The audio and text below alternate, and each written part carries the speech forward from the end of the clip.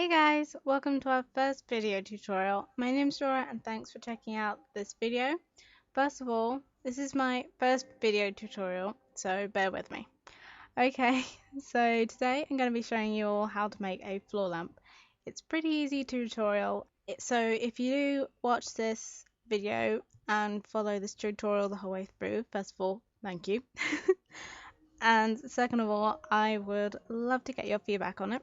So hopefully I can make better tutorials in the future.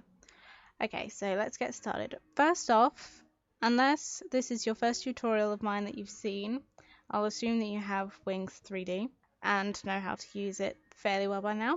If you don't, it's a 3D modeling program and you should probably go download it because otherwise you won't know what on earth I am talking about.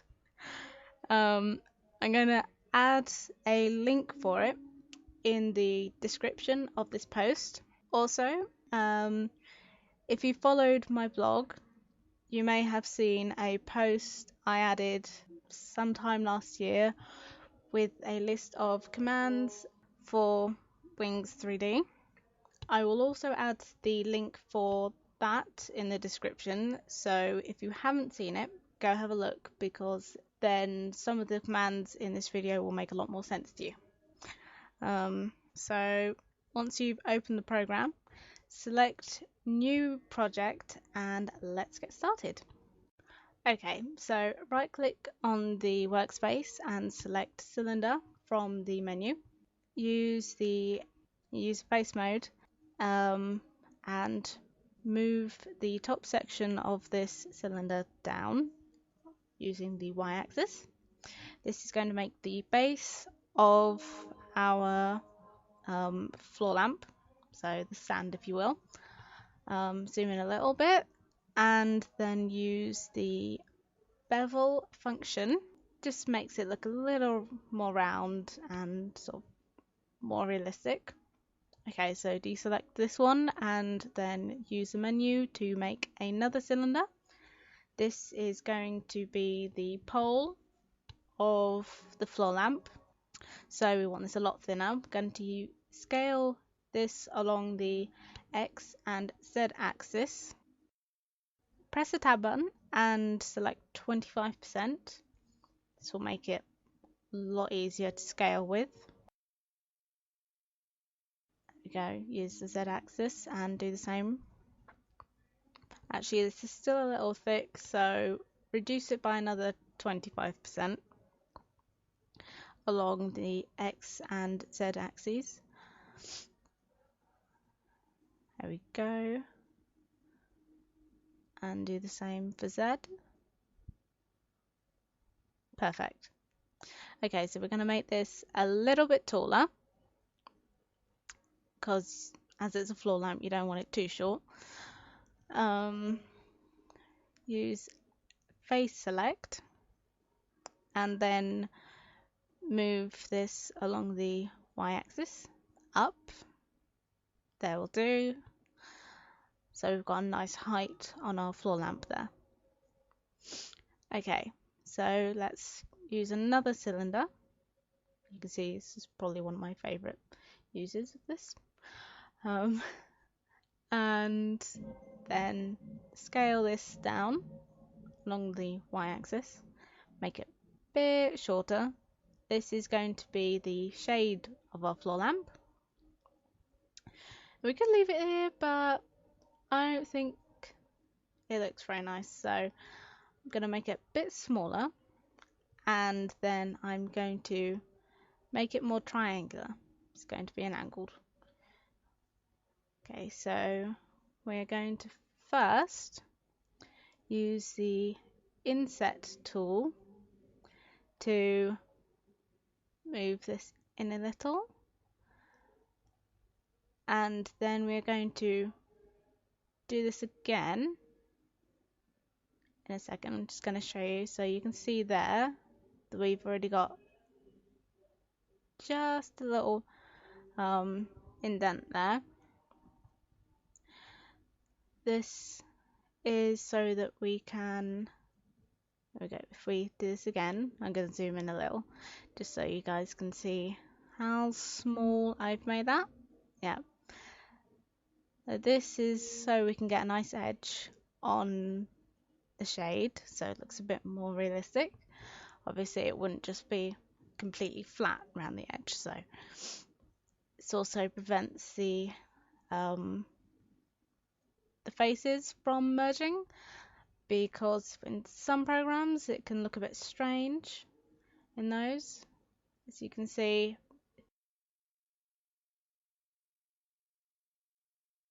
you can see it from an angle, so you can see how far down you've moved the top section. You don't have to, but it helps. Okay, so once we've done that, we are going to use the edge function, and we're going to use the loop selection, which is L on your keyboard, so that we can scale these in without scaling in the rest of the top of it as well. There we go. And as you can see, we've got a more angled shape on our floor lamp, and it looks a lot nicer already.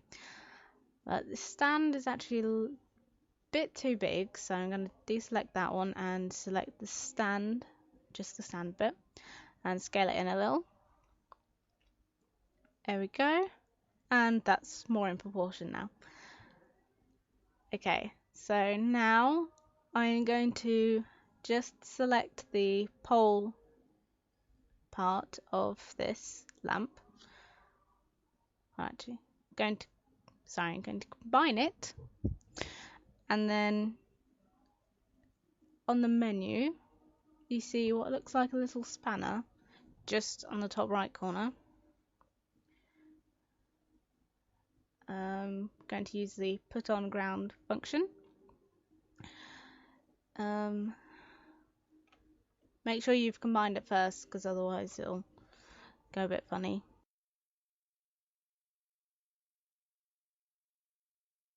Okay, so we're going to separate this again, and then we are going to slice this pole along the y-axis to about 10 slices. You can do more, but it will probably take a lot longer to load. This is so we can give the pole a bit more curve, give it a bit more shape, just to make it a bit more interesting. So use the loop function again, and I'm going to use scale uniform to make this a bit bigger.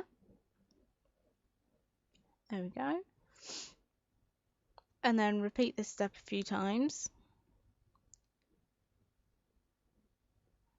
Use L again, if I can see them, which I can't. Well, that'll do. Actually, I'm going to make it a little bit thinner. Now, you guys don't have to follow this bit, but it does make the lamp look a bit more interesting, so you guys can make these sort of anywhere on the lamp you like. You can make more or less of them, you know, whatever you choose. It's perfectly fine. I'm going to make this bit a little bit bigger, just make it more curved, and I'm going to select this section here, just move this out a bit. There we go. And then just move this one out a little. Okay, so as you can see, the lamp is a bit more curved, and I quite like it like that, so that's how I'm going to leave it. Next, select it all and combine it again. Then auto smooth. This will give the whole thing more lines. give the UV map edges, and then use the smooth function. This will make it more curved. As you can see, before it didn't have as many lines on it, but this also means that it uses a lot more faces and vertices, so if you've got slower machines you might want to skip this step. Okay, so onto the UV mapping. Now this is a very important part if you're making this and adding textures, because if you don't use this step then it's not going to work. Okay, so select all and use projection, and then continue and use unfolding. Cylindrical mapping would usually be what you would use for these, but it doesn't seem to work on this program, so it will just throw errors. Okay, so now we've got it mapped. You don't have to keep the mapping like this. If you're more advanced with mapping, then you can change it, and you can use other programs to change it for you, but we're going to leave it like this. Okay, so you can use show and hide background to get rid of that strange coloured alphabet thing, and then scale uniform to make them a bit smaller. So I'm just going to move them around a little. Oh, before I close this, okay, I'm going to create the texture. This is a bit big. 12 megabytes is very large file size, so you definitely want to make it a lot smaller than that. 512 by 512 is more than enough for most programs, unless you're making it really detailed, which for a floor lamp you probably don't need to do. You won't need the file any bigger than that. Okay, so I'm just going to delete this file there because it gives a strange texture, and then that's pretty much it. This is our completed floor lamp, and doesn't it look lovely? Of course, remember to save it. Save it to your desktop unless you have somewhere else that you want to save it, but if you want to look at this file again, then it's best to save it somewhere where you can find it again. And that's it really. I hope you have enjoyed this tutorial.